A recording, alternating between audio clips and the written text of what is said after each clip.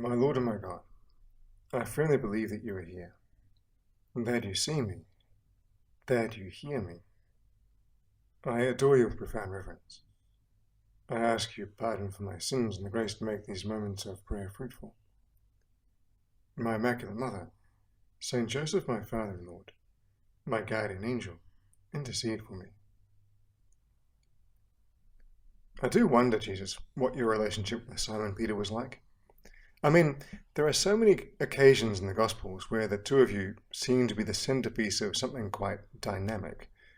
Well, maybe it might be more true to say that every time St. Peter enters the scene, there's something intense that's about to happen. I imagine that listening to his memories of you must have been crazy good for the people who were lucky enough to hear them. Now, don't get me wrong, it's not like I've done an exhaustive analysis of everywhere that Peter comes up in the Gospels. It's just the impression I get. Like today's Gospel passage, for example. It all seems to start simple enough, and then it goes full on out of nowhere. In fact, it just starts with a question. When Jesus came to the region of Caesarea Philippi, he put this question to his disciples. Who do people say the Son of Man is? Fair enough. What's the talk, you ask them, Lord? It's not quite clear yet why you want to hear their answers, but I'm sure the disciples were accustomed to you doing things that they didn't fully understand. And they said, some say he is John the Baptist, some Elijah, and others Jeremiah or one of the prophets. All good. They're just statements of fact, really. But then the real question comes along, and with it, the real answer. But you, he said, who do you say I am? Then Simon Peter spoke up. You are the Christ, he said, the Son of the living God. Typical Peter being typically impetuous. Sometimes his impetuosity seems to land him where he doesn't want to be, but not this time. He just leaps out with what he knows, simple as that, no holding back. For him, it's just a statement of fact, just like the previous answers to the previous question. And being Peter, he is not about to wait around and deliberate over something that's just so obvious. At least, it's so obvious to him, but not to everyone. And that's where your response, Lord, seems a tad bit interesting. Simon, son of Jonah, you are a blessed man, because it was not flesh and blood that revealed this to you, but my Father in heaven. So now I say to you, you are Peter, and on this rock I will build my church, and the gates of the underworld can never hold out against it. I will give you the keys of the kingdom of heaven. Whatever you bind on earth shall be considered bound in heaven. Whatever you loose on earth shall be considered loosed in heaven. I'm a bit blown away by the magnitude of the response, and I can't help but think that Peter would have been too. There he is, and you've got the question, and he's like instantaneously, oh, I know, and he just blurts out with all simplicity, you're the Christ. Like, that was completely logical, right? As far as Peter sees it. A no-brainer. You're the Christ. We knew that already, he thinks. It was obvious. But then you come back to him with the most hectic prophecy of glory that's like blow your socks off, your whole life is going to change, and not even Satan and all his demons are going to stand up against the power that I'm going to give you, and you're going to have the keys to the kingdom of heaven. And I mean, that's a bit full on, you got to admit. The keys to the kingdom of heaven, just think about that one. It's too much. We know the phrase well, but Peter just heard it then and there, and he heard it in all its raw and ready truth. I will give to you the keys to the kingdom of heaven. Like, seriously, what did Peter think when he heard all that? Not just the part about the keys, but everything. The underworld can't defeat it. You're the rock of my church. Your rule on earth is rule in heaven. All of it. Peter just blurts out the answer, what he thinks is the obvious one, and you come back with all of that, and he's like, all I did was give the answer to the question. Just gave the obvious answer.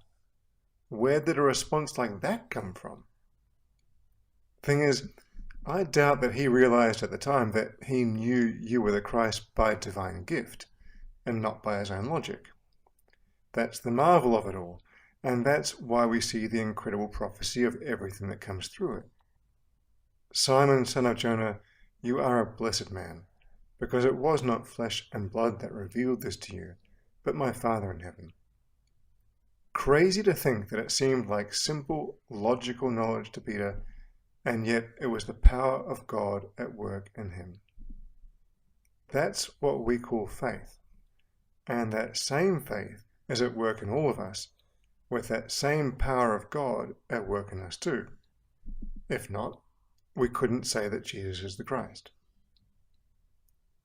So, Lord, everything that you told Peter about what was going to happen spoke of an unassailable future, a stability so strong and so secure that nothing could ever shake it. It's interesting that that's exactly what a lot of people long for these days. And it's equally amazing that very, very few people realize that stability, that strength, that confidence comes through faith. Oftentimes people, in fact, think their faith is the opposite. Many, many times when I talk with people, I find that they have a yearning for qualities like confidence, to be strong within oneself, independent and secure, to be sure of oneself, to have that unshakable stability. There's a great need in people's hearts for that rock, that stability that you talk about, Lord, in what you say to Peter.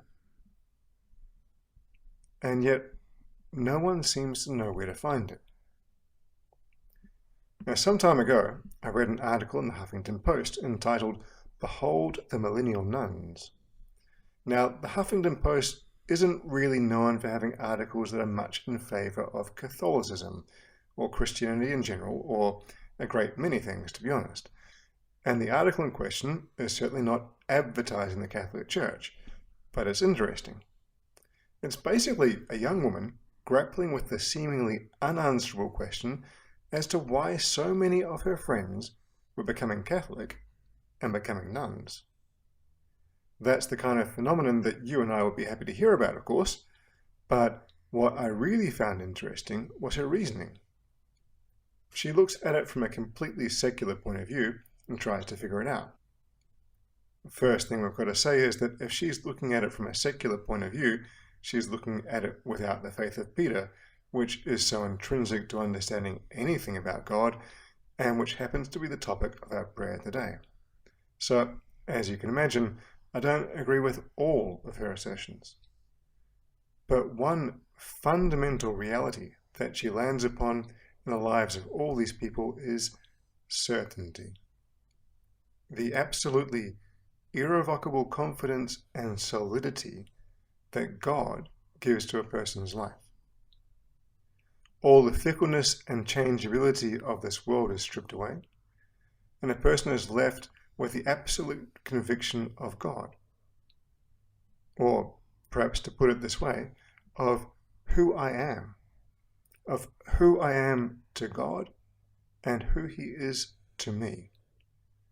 And at the foundation of that relationship, everything changes because everything finds rock solid stability. But for you and me, faith doesn't always feel that certain, and that's where we need to learn how to use it. People often come to talk to me and tell me, "Father, I don't know, in my prayer, I feel like I'm talking to thin air. I feel like God isn't there anymore." Or they'll say, "I don't even know if God exists nowadays." Well, first thing I can tell people is that it generally helps to know that that experience happens to pretty much everyone. At least everyone who prays, and that includes you and me.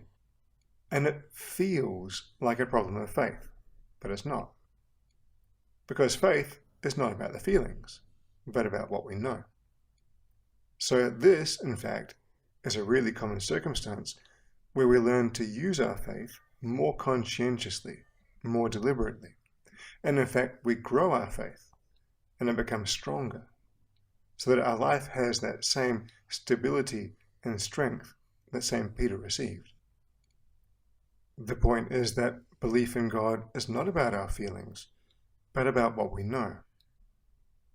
And before that conundrum, when a person sits down to pray and just feels like God isn't there, feels like everything has disappeared, feels like everything's empty, it's the perfect time to rely on the absolute rock-solid clarity of faith, where feelings don't enter, and it's simply about the fact that I know.